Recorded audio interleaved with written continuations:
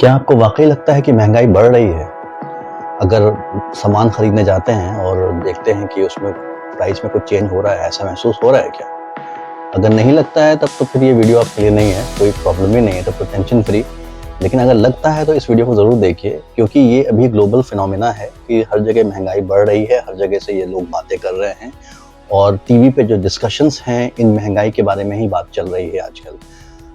Iran और America की जो लड़ाई हो रही है, इसके बारे में कहा जा रहा है कि इससे बहुत ज़्यादा असर पड़ रहा है दुनिया की महँगाई पे।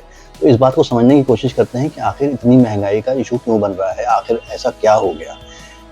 एक बात आप सुन रहे होंगे टीवी पे बहुत ज़्यादा कि जो डॉलर है वो लगातार महँगा होता चला जा रहा है और रुपए के मुकाबले और हमारी जो महँगाई है उसकी वज़ह से बहुत अफ़ेक्टेड हो रही है।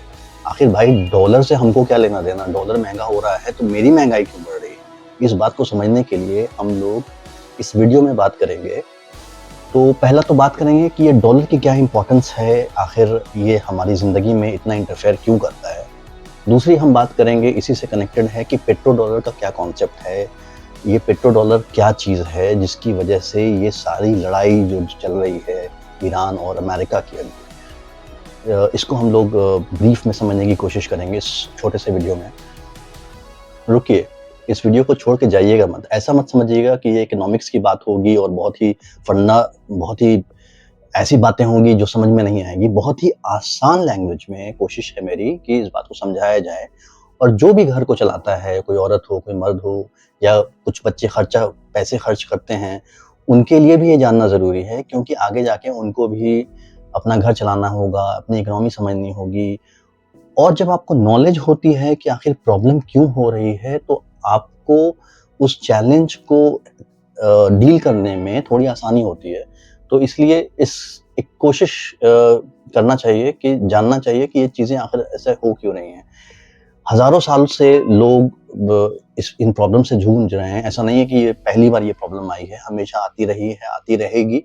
इसलिए थोड़ा बेसिक नॉलेज जो इकोनॉमी कैसे काम करती है, ये हमको ज़रूर होना चाहिए। तो ये एक कोशिश है मेरी जो ईरान वेस्ट एशिया क्राइसिस का हमने जो वीडियो शुरू किया था पिछले पिछले वीडियो में उसको कैरी करते हैं और इसको इकोनॉमिक्स समझने की कोशिश करते हैं कि आखिर चल क्या रहा है। डॉलर की अहमियत को समझने के लिए हमको जाना पड़ेगा 1970 में। होता ये है कि अमेरिका जो है वो काफ़ी पावरफुल हो चुका था और 1940s में अराउंड सेकंड वर्ल्ड वॉर के स्पेशली बाद ब्रिटेन से उसने टेक ओवर कर लिया था और ये एक्सेप्टेड हो गया था कि अब अमेरिका ही सुपर पावर है। ब्रिटेन की अपनी ताकत खत्म हो चुकी थी।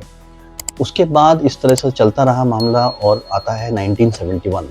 यूएस प्रेसिडेंट रिचर्ड निक्सन ने 1971 में क्या किया कि यूएस का जो डॉलर था, करेंसी थी, उसको गोल्ड से डिस्कनेक्ट कर दिया। इसका कहने का मतलब ये होता है कि एक प्रोसेस ये होता है कि जितना आपके पास सोना रहेगा, फिजिकल सोना रहेगा, उसको बैंक में रखना होता है और उतना ही आप नोट छाप सकते हैं। तो अमेरिका ने क्या किया कि इसको डिस्कनेक्ट कर दिया, कहा कि अब हम गोल्ड नहीं रखेंगे, हम जितना पैसा चाहेंगे, जितना डॉलर चाहेंगे छापेंगे। इससे प्रॉब्लम क्या आती है कि आपका आपकी इकोनॉमी कोलैप्स कर सकती है क्योंकि आपका सिस्टम में बहुत ज़्यादा करेंसी आ जाती है और महँगाई इतनी बढ़ जाती है कि फिर आपके कंट्रोल में नहीं आती है। इस बात को अगर आपको समझना है तो आप 2008 का ज़िम्बाब्वे का क्राइसिस अगर आप देखेंगे, हाइपर इन्फ्लेशन का क्राइसिस आया था वहाँ पे, तो उसका लिंक हमने दे दिया है विकिपीडिया का, वो आप देख सकते हैं। तो बेसिकली ये होता है कि आपकी जो करेंसी है वो इतनी ज़्यादा डिवैल्यूड हो जाएगी, यानी कि एग्ज़ाम्पल के लिए ₹10 का अगर आप ब्रेड खरीदते हैं, तो वो ही ब्रेड आपको ₹10,000 का मिलने लगे, तो इसका मतलब है कि आपकी आपकी रुपए की कोई वैल्यू नहीं रही है, ₹10 की वैल्यू ही नहीं रहेगी फिर। तो बेसिकली ऐसे इसको समझ सकते हैं हम। अब होता क्या है कि यूएस ने डिस्कनेक्ट तो कर दिया, जैसे डिस्कनेक्ट किया तो उनका डॉलर जो है वो डिवैल्यूड होना शुरू हो गया। अब डिवैल्यूड जब होना शुरू हो गया तो उन्होंने एक पैक्ट साइन किया जून 1974 में। उसमें सऊदी अरेबिया के साथ वो एग्रीमेंट था कि जितनी भी ऑयल की बिक्री होगी दुनिया में, वो सिर्फ डॉलर में होगी।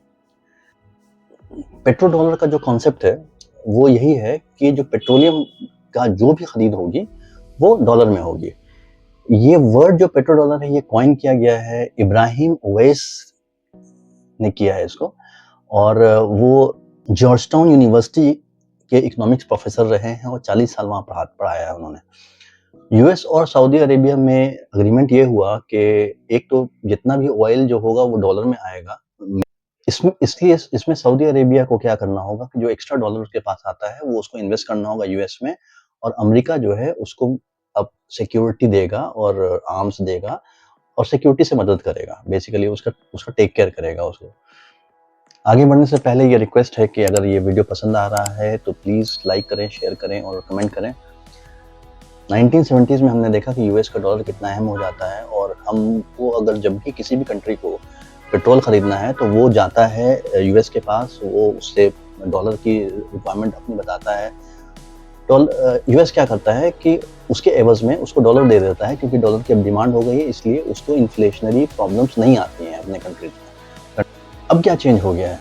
ईरान और यूएस की जो लड़ाई चल रही है इसमें चेंज ये हो रहा है कि ईरान अपने तेल को यूएस को इस्तेमाल करने नहीं देता है अपने तरीके से, मतलब कि डॉलर में उसको तैयार नहीं है। वो चाहता है कि युआन में उसका वो ट्रेडिंग हो। ऐसा ज़रूरी नहीं है कि डॉलर में ही उसको तेल खरीदा जा सकता है। इससे प्रॉब्लम अमेरिका के लिए क्या है? अमेरिका का जो डॉलर का जो छापने का जो मशीन था, क्योंकि उसने डिस्कनेक्ट कर दिया था गोल्ड से, वो अब धराशायी हो गया है। और ऐसा अगर वाकई हो जाता है पूरी तरीके से तो यूएस की जो इकोनॉमी है वो शैटर्ड हो जाएगी।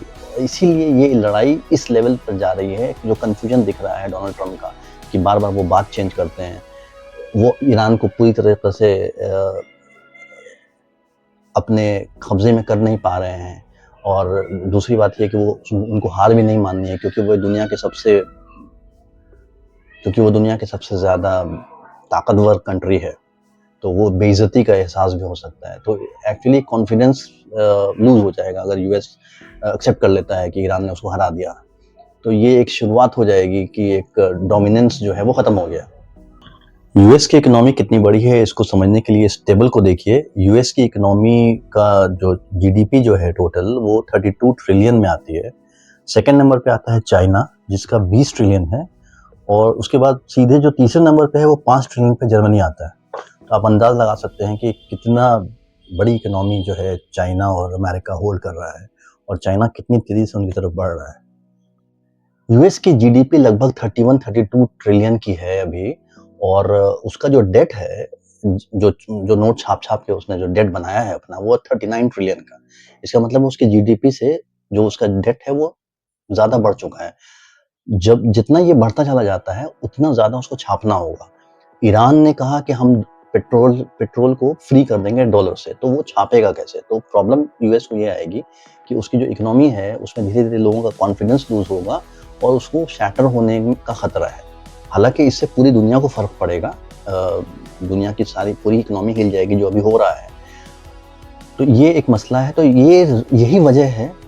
उम्मीद है कि आपको समझ में आया होगा इस वीडियो से कि आखिर डॉलर जो है इतना अहमियत क्यों रखता है और पेट्रो डॉलर का यहाँ पे क्या काम है, ये पेट्रो डॉलर का क्या चल रहा है। तो जो लड़ाई है, लड़ाई का पूरा रीज़न ही यही है कि डॉलर की जो अहमियत है उसको ख़त्म करने की कोशिश कर रहा है ईरान, और उसके पीछे और भी कंट्रीज़ हैं।